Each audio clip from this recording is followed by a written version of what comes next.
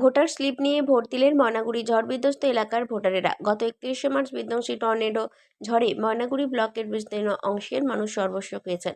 বহু মানুষের অন্যান্য সামগ্রীর সঙ্গে সঙ্গে হারিয়ে গিয়েছে কিংবা নষ্ট হয়ে গিয়েছে ভোটার কার্ড। তাই ঝড় বিধ্বস্ত এলাকার মানুষদের যাতে ভোট দিতে কোনো অসুবিধা না হয়, সেজন্য সেখানকার মানুষেরা ভোটের স্লিপ দেখিয়েই ভোট দিতে পারবেন বলে নির্বাচন কমিশন ঘোষণা করেছে।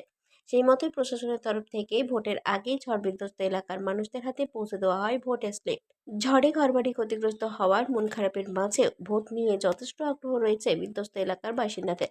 ঝড়ের পর মুখ্যমন্ত্রী মমতা বন্দ্যোপাধ্যায় থেকে শুরু করে অভিষেক বন্দ্যোপাধ্যায় সহ প্রায় ডজনখানেক এবিওর সাংসদ, বিধায়কের পা পড়েছিল বিধ্বস্ত এলাকায়।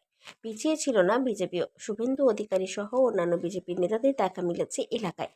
ধূপগুড়ির সভায় এসে ঝড় বিধ্বস্ত এলাকার মানুষদের সাথে কথা না বললেও বিধ্বস্ত মানুষদের পাশে থাকার কথা শোনা গিয়েছে প্রধানমন্ত্রী নরেন্দ্র মোদীর গলাতে। স্বাভাবিকভাবে ঝড় বিধ্বস্ত এলাকার ভোটের দিকে নজর রয়েছে রাজনৈতিক মহলেরও। ঝড়ে তো সব কাগজপাতি সব চলে গেছে, বাড়িঘর চলে গেছে, তারপরে তো কাগজপাতিও চলে গেছে, কিছুই নাই বাড়িতে এখন।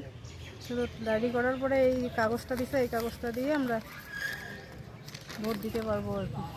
ভোটার কার্ডও কি হারিয়ে গেছে? হ্যাঁ, সব চলে গেছে। এখন ভোট দিলেন? হ্যাঁ, স্লিপ দেখিয়ে ভোট দিলেন? হ্যাঁ, স্লিপ দেখিয়ে ভোট দিলাম। আপনার নাম? অলকা দেবনাথ।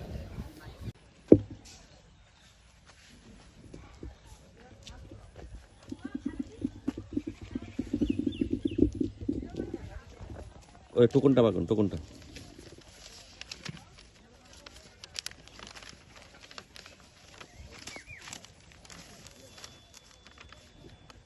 ময়নাগুড়ি থেকে নিজস্ব প্রতিনিধির রিপোর্ট, 99 নিউজ বাংলা।